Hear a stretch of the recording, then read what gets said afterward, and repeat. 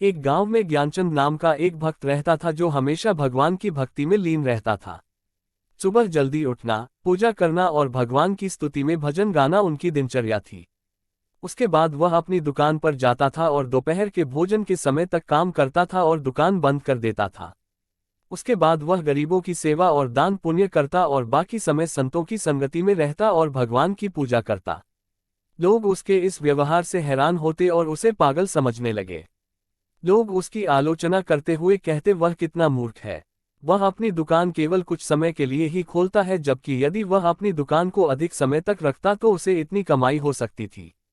और इतना ही नहीं, वह अपना सारा धन साधु संतों, गरीबों की सेवा और दान पुण्य में खर्च कर देता है। गांव में एक धनवान व्यक्ति था जिसे नगर सेठ कहा जाता था।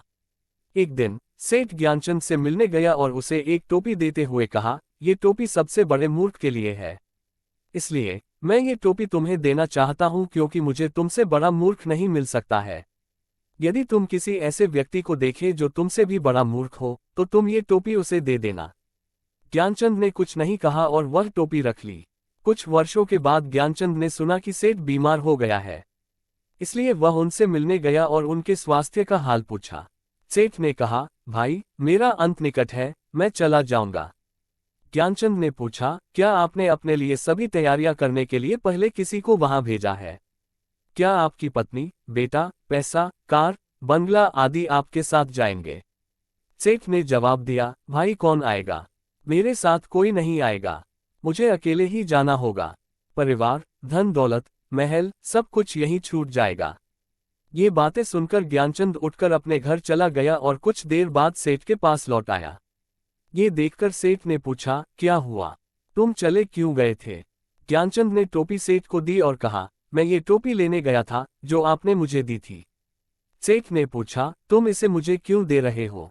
ज्ञानचंद ने उत्तर दिया, जब आपने मुझे ये टोपी दी थी तो आपने कहा था कि मुझे इसे किसी ऐसे व्यक्ति को दे देना चाहिए जो मुझसे अधिक मूर्ख लगे। आज मुझे वह आदमी मिल गया। आप मुझसे भी ज्यादा मूर्ख हो।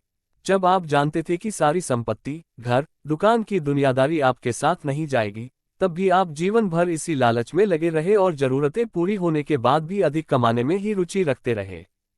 भौतिक इच्छाओं की पूर्ति में लगे रहे और अच्छे कर्म नहीं किए, जरूरतमंदों की सेवा नहीं की, भगवान की पूजा नहीं की, दान नहीं किया, धार्मिक कार्य नहीं किए, धर्म का प्रचार नहीं किया, पर लोग जाने के लिए कुछ भी तैयारी नहीं की।